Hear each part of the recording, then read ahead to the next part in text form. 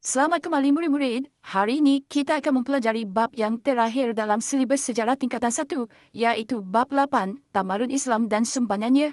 Tapi kan, sebelum kita lihat kegemilangan Islam, pernah tak kita terfikir apa sebenarnya yang ada di tanah Arab sebelum itu?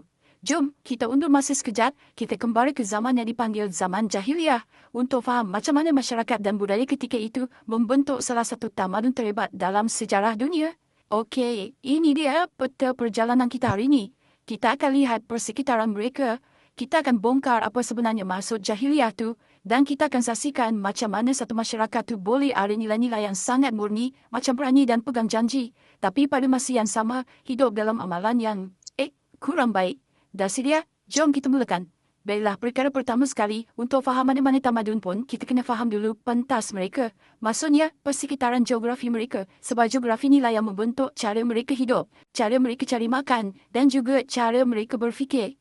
Cuba bayangkan, sebuah daratan yang luas, dan kebanyakannya padang pasir yang kering dan panas. Nampak macam susah kan? Tapi, lokasi semenanjung Tanah Arab ni sebenarnya sangat-sangat strategik. Ia terletak betul-betul di tengah-tengah laluan perdagangan dunia zaman dulu. Kiranya macam jambatan antara timur dan barat. Sebab itulah, orang Arab ketika itu terkenal sebagai pedagang dan pengembara yang sangat hebat. Dan, di tengah-tengah semenanjung ini, ada satu kawasan penting bernama Hijaz. Di sinilah letaknya 3 bandar yang menjadi nadi utama masyarakat Arab. Pertama, Mekah, yang merupakan pusat agama dan juga pusat perdagangan. Kedua, Madinah, sebuah kawasan subur yang kaya dengan hasil tani. Dan ketiga, Taif, yang juga terkenal dengan pertanian yam. 3 kota inilah jantung peradaban mereka pada masa itu. Okey, sekarang kita masuk ke era yang paling sering kita dengar sebelum kedatangan Islam. Zaman Jahiliyah. Selalu orang sebut ia sebagai zaman kegelapan. Tapi, gelap yang macam mana sebenarnya? Adakah sebab tak ada lampu? Atau gelap sebab tak ada ilmu? Atau ada maksud lain yang lebih mendalam? Jadi, bila kita sebut je perkataan jahiliyah, apa yang terlintas dalam fikiran kita? Mungkin kita bayangkan masyarakat yang tak pandai membaca, tak pandai menulis, kira je tak bertamadun langsung kan? Jawapannya mungkin akan buat anda terkejut sikit. Betul, jahiliyah ni datang dari perkataan jahil, tapi ia bukan jahil tentang ilmu dunia macam sains atau matematik. Jahil yang dimasukkan di sini ialah kejahilan rohani. Ia adalah satu zaman di mana masyarakat hidup tanpa ada kompas moral yang jelas. Tak ada Nabi, tak ada kitab suci sebagai panduan hidup untuk bezakan mana yang betul dan mana yang salah. Zaman kegelapan ni pula, dia tak muncul macam tu je. Ada satu peristiwa besar, satu malapetaka yang menjadi titik tolaknya. Peristiwa itu ialah runtuhnya empangan Ma'arif sekitar tahun 300 Masihi. Empangan ini bukan empangan biasa-biasa tahu. Ia adalah simbol kemajuan teknologi dan sumber kehidupan utama bagi masyarakat di selatan Arab pada waktu itu. Bila empangan ini runtuh, habis semua. Ekonomi lumpuh, tanah jadi kering kontang dan masyarakat terpaksa berpindah randah. Tapi yang paling sedih, ilmu kejuruteraan canggih yang digunakan untuk bina empangan itu pun hilang macam tu je. Mereka bukan saja hilang sumber air, tapi mereka hilang warisan ilmu pengetahuan mereka. Kiranya macam kena reset balik ke kosong. Jadi dalam keadaan macam tu, tanpa ada kerajaan pusat, tanpa ada undang-undang yang seragam, macam mana agaknya mereka hidup ya? Jom kita tengok macam mana sistem politik dan ekonomi mereka dibentuk oleh cabaran hidup di padang pasir. Oleh kerana tak ada negara atau raja, kesetiaan paling utama bagi seseorang adalah kepada puaknya atau kabilah. Setiap kabilah ini diketuai oleh seorang syekh dan wujud satu semangat yang sangat kuat dipanggil asabiyah atau semangat kesukuan. Semangat ini penting untuk kelangsungan hidup, tapi ia jugalah yang menjadi punca masalah. Sebab semangat kesukuan yang melampau ni seringkali mencetuskan perang besar-besaran hanya disebabkan isu-isu yang kecil. Secara umumnya, masyarakat masa itu terbahagi kepada 2 kumpulan utama. Pertama, kaum Hadari, mereka ni orang bandar, tinggal di kota dan pakar dalam bab perniagaan. Kedua, kaum Badui, mereka ni pula pengembara padang pasir, hidup secara nomad dan mahir menternak unta dan kambing. Walaupun cara hidup berbeza, mereka saling memerlukan antara satu sama lain.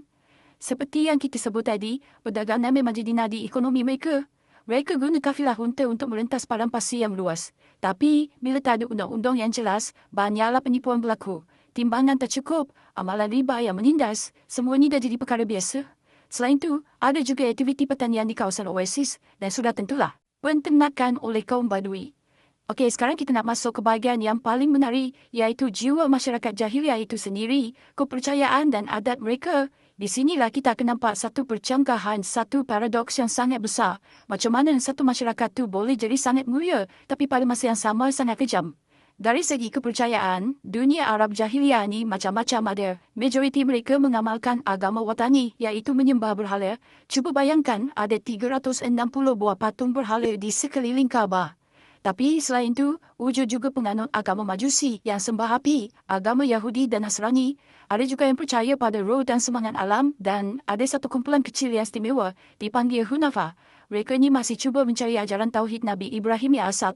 Dan inilah wajah sebenar masyarakat jahiliah, penuh dengan kontradiksi. Mereka ni sangat berpegang pada janji, sangat memuliakan tetamu, berani dan gigih.